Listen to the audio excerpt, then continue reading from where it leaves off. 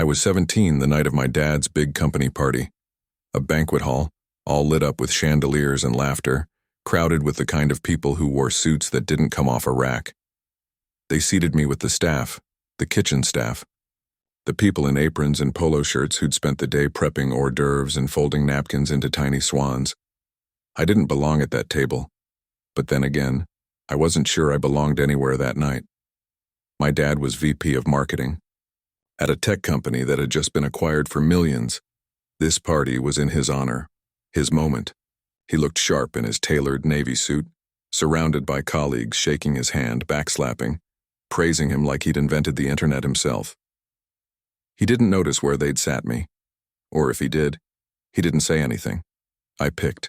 At my dinner, listening to the kitchen crew trade jokes, the kind that came from long shifts and sore feet. They were kind to me, offered me bread before it made its way to the tables. One of them even gave me their extra dessert. They didn't ask who I was, and I didn't tell them I was the honoree's son. I didn't want to, because the truth is I hadn't seen much of my dad lately. Not really. Not since Mom left 3 years ago. He threw himself into work like it was the only thing left. I got used to notes on the fridge and cold dinners reheated in silence. This man being toasted tonight? I barely knew him anymore. Then the speeches started. Executives took turns raising glasses, applauding profits, growth, visionary leadership.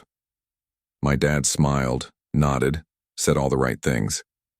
Then his boss, Mr. Ellington, the CEO, stood up. The room quieted. He was the kind of man who commanded attention without asking for it.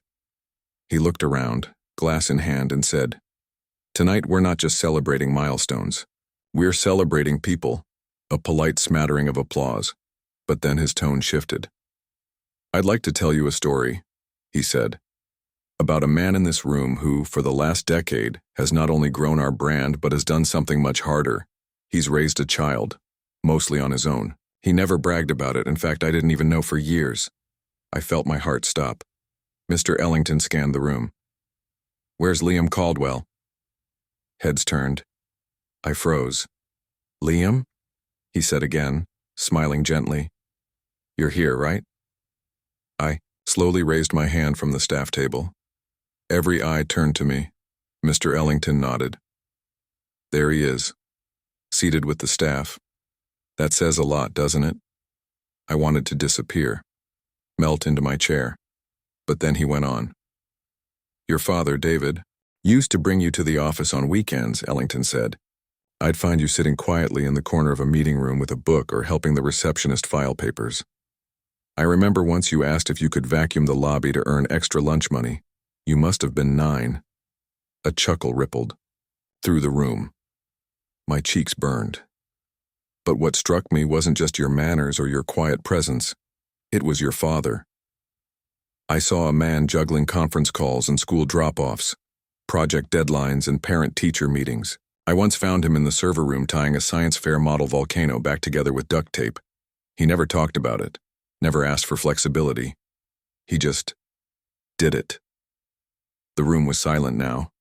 Mr. Ellington's voice softened. "David, Caldwell is many things, sharp, driven, and brilliant. But his proudest role and perhaps his greatest achievement is sitting right there at that staff table." I looked up. My dad was staring at me, eyes glassy, jaw clenched. "Tonight," Ellington said, raising his glass higher, "I propose a toast, not just to the man we honor, but to the boy who sat patiently in waiting rooms, who ate more takeout than home-cooked meals, who grew up quietly so his dad could keep going. To Liam. You remind us all that behind every success story is a story of sacrifice." Cheers. The room erupted. Glasses clinked. People turned and smiled at me. Some even stood. But the only person I saw was my dad stepping down from the stage, walking straight toward me. He didn't say a word, just pulled me into the kind of hug I hadn't felt in years. A full, shaking, sorry for everything kind of hug. "I didn't know they sat you here," he whispered. "I should have checked." I nodded into his shoulder. "You were never just the kid waiting in the corner," he said. "You were the reason I kept showing up." Something cracked open in me right then. Not anger, not grief, just understanding. The rest of the night blurred, but I remember the staff cheering the loudest when I got pulled up front for a picture with my dad. I remember one of them squeezing my shoulder and saying, "You got a good one, kid." He just needed a little reminding. And I remember thinking, maybe we both did.